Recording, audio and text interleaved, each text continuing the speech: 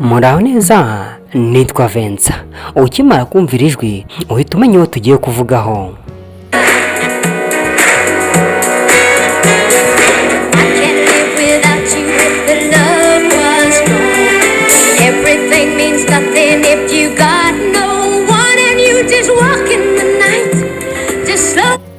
Ndagira mbabwire ko uyu mugore yamaze gutabaruka yavuye mu mubiri. Amwe mu makuru rero wamenya kuri uyu muhanzikazi w'umunyamerika watabarutse, twifashishije imbuga nkoranyambaga zigiye zitandukanye kugira ngo tubashe kumenya ibigwi ndetse n'amateka ye ndetse n'ubuzima yagiye anyuramo nubwo bwari bugoye, ariko ibi byose tugiye kubikugezaho. Wowe icyo nagusaba ni ukunshigikira ugakanda kuri buto ya subscribe, umuhaye ikaze muri iki kiganiro.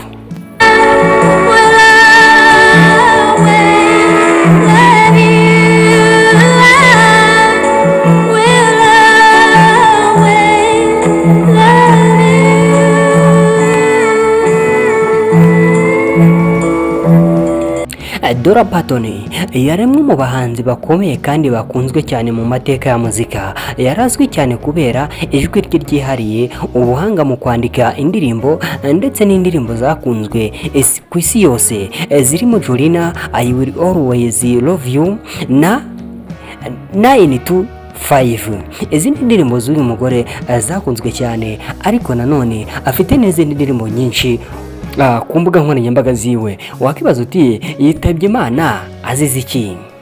Abamuhagarariye batangaje ko Dore Parton yitabye Imana nyuma yo kurwara kanseri mu gihe gitoya.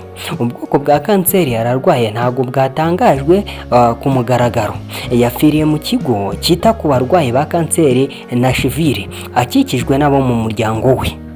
Mbere y'urupfu rwe Dore yaramaze igihe afite ikibazo cy'ubuzima ndetse hari ibikorwa bimwe yasubitse. Nubwo yari afite ibibazo by'ubuzima, yakomeje kuvuga ko yaragifite byinshi yifuza kugeraho. Dore rero nk'umuntu wapfuye, n'abandi benshi baba bafite byinshi byo kuba bageraho, ariko reka tumwifurize iruhuko ridashira. Dore Parton yari muntu ki? Dore Rebecca Parton niyo mazina ye bundi mu bisanzwe. Yavukiye muri Tennessee muri Amerika, kandi yakuriye mu muryango wari ufite ubuzima bugoye.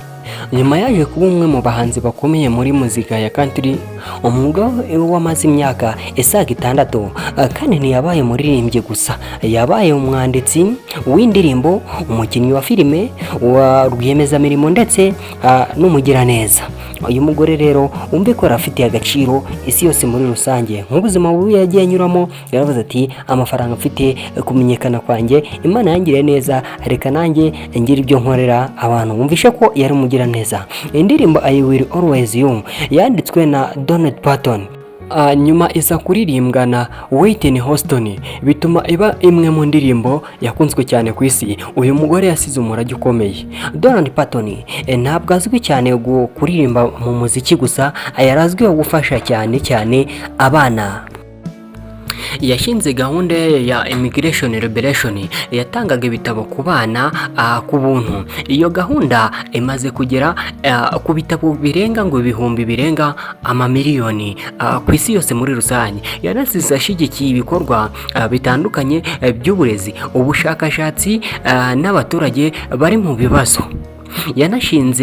Yanasize ashize Dolly ikine aho nyine ni nka rabu y'ibitabo byabaga ari ibyiwe yahaga abana nyine mu kugira ngo bakomeze kwiga. Ahantu h'imyidagaduro hazwi cyane muri Tennessee, ndetse yari afite uruhare rukomeye cyane.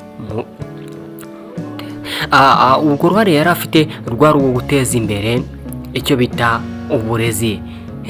Uburezi rero uyu mugore yagiye, ariko ni byinshi cyane twamuvugaho bigiye bitandukanye, ariko nanone wakwibaza uti isi yose kuki iri kumwibuka? Ubutumwa bw'akababaro bwaturutse ku bahanzi, abanyepolitike n'abantu benshi bamukundaga. Abahanzi ba Million Crush, Rebecca Menton Oita, Linda Ronstadt n'abandi bagaragaje agahinda batewe no kubura uyu mugore wagize uruhare rukomeye muri muzika. Parton asaze amateka akomeye cyane, indirimbo ze, ibikorwa bye byo gufasha abantu ndetse n'uburyo yagaragaje umuziki wa country ku bantu bo hirya no hino ku isi. Parton kandi yitabye Imana, ariko indirimbo ze ni urugero rwiza rw'abahanzi basigaye kuri ino si ya rurema. Ni byinshi rero twavuga kuri uyu muhanzikazi witabye Imana w'umunyamerika, gusa yapfuye akuze. Ni k'abanyafurika dukunze kwivugira ati umuntu ufite imyaka 80 aba yakuze, ariko nanone asize byinshi cyane nk'uko yari afite byinshi byo kuba yakora. Reka tumwifurize rero iruhuko ridashyira, aho mu muryango we bakomeze kwihangana, nta kundi byagenda.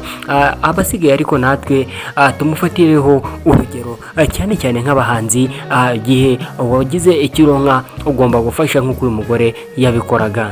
Njye rero mudahwema kubana mu makuru nk'aya ngaya ndetse n'ibiganiro bigiye bitandukanye. Nitwa Vincent. Reka mbasabe kunshyigikira mu kandi kuri subscribe kugira amakuru n'ibiganiro nzajya nkora bizajye mubona wa mbere, mutiriwe murashakisha.